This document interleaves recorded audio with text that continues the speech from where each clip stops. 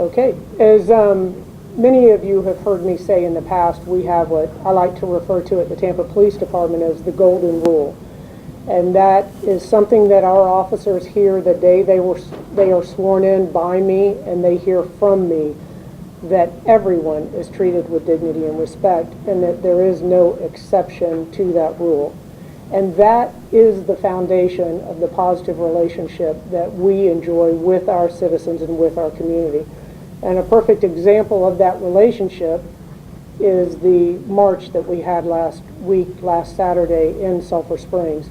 There were more than 300 people marching side by side with the police officers throughout Sulphur Springs, marching against the violence in that area.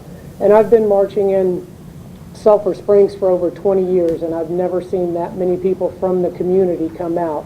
And as we walked through the community, people came out of their houses calling out words of encouragement to us as well. Another thing that I tell most of the groups that I speak to, and a lot of the college kids, I always tell citizens that there are 350,000 citizens in Tampa, and there's just under 1,000 police officers. So they're going to keep crime out of their neighborhood with our help, not the other way around. And the citizens have responded overwhelmingly in the past 12 years in that effort. And we are very, very proud of the crime reduction that we have been able to achieve through a partnership with the citizens of Tampa. We have, in the last 12 years, reduced crime by 70% in our city. And we have here what we call our red grid map. And this, when we first started in 2002, there were 133 red grid or high crime areas. And as you can see right now, as of 2014 last year, and this number I believe has gone down, there are 7. From 133 to 7 high crime grids. Now, one of the reasons for that is that all of our officers are community police officers. They are expected to know their neighborhood, they're expected to know their citizens, they're expected to know the crime trends, and they're also expected to know who the criminals in those areas are.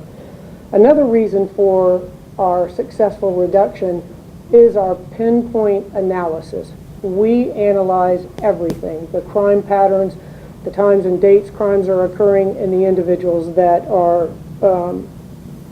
committing those crimes. And we use those crime patterns to basically shape our enforcement efforts in the city of Tampa. Our tactics are very, very strategic, and we're also very surgical in the way that we go out and enforce crime. We don't throw a net over an area. We go out, figure out when the crimes are occurring, who's committing those crimes, and go about it in that way. And one area where, as I said, we're very proud of our crime reduction and how safe we've been able to make this city. But that in and of itself doesn't describe a successful city. If your crime rate is going down but you're not reducing the number of arrests, then in my opinion, you're not being successful. And year to date, not only have we brought the crime down, but arrests are down 17%. And we're very, very proud of that.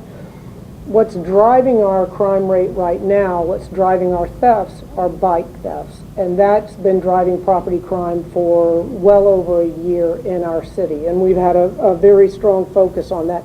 In fact, bike thefts make up 15% of our Part 1 crime, and that's a very big number.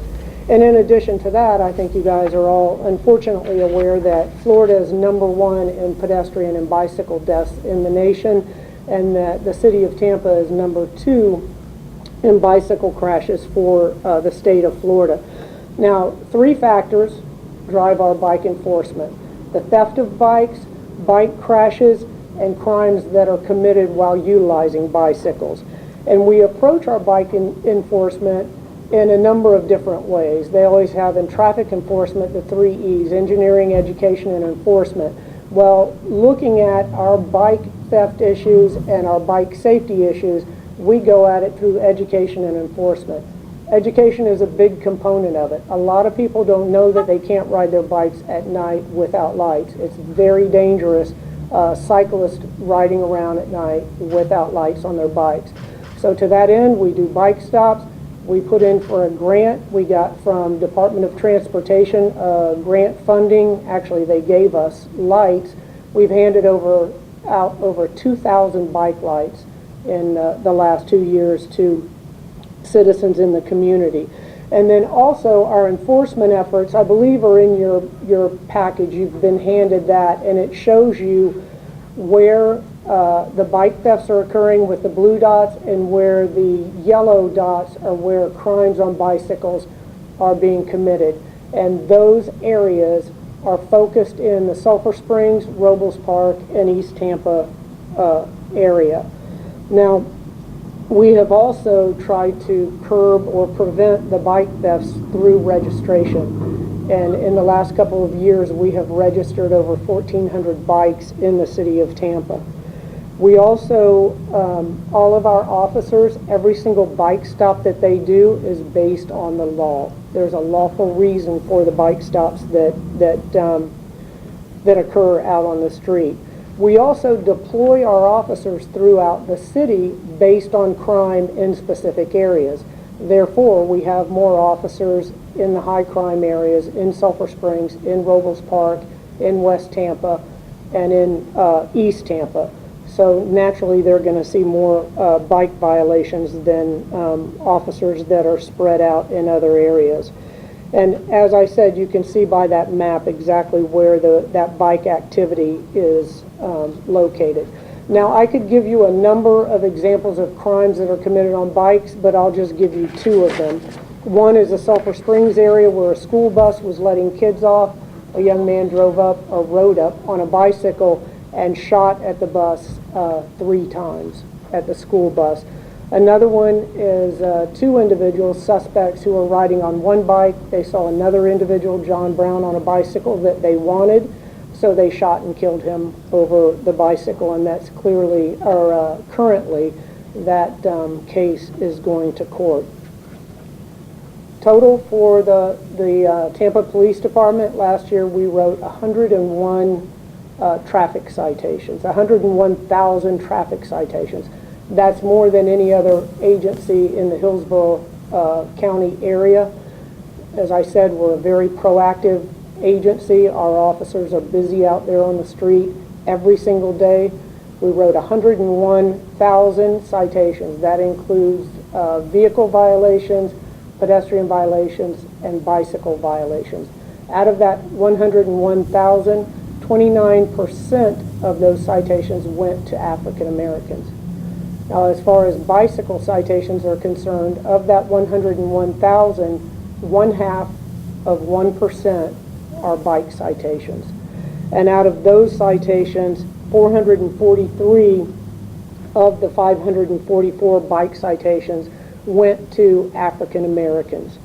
Now, this statistic, even though it's 0.5%, is still troublesome to us here at the Tampa Police Department. And while we disagree with the implications being made, this has become a very serious issue to us, and we understand the sensitivity of the community. So we are looking at these bike citations and the way that they have been issued. The mayor and I have met, and what we have done to date is, number one, I called the cops office director, Ron Davis, and I asked him if they would send someone down to review the way that we do our bike enforcement, to see if there are any issues with that, to get an outside objective view on it and see if maybe I just can't see the forest for the trees. The second thing is, I met yesterday with representatives from the NAACP, LULAC, the CARE, and also the ACLU, and I see Joyce in the background. I met with her yesterday. And we agreed that these statistics for bike citations are troublesome, and that we need to review this, and we need to decide as a community what we are going to do about this. So another thing that we agreed upon is that we will have a representative from the Tampa Police Department conduct monthly meetings at the NAACP where citizens can come in and discuss any issues that they may have with the Tampa Police Department. So those are the 3 steps that we are taking at this point to address this issue.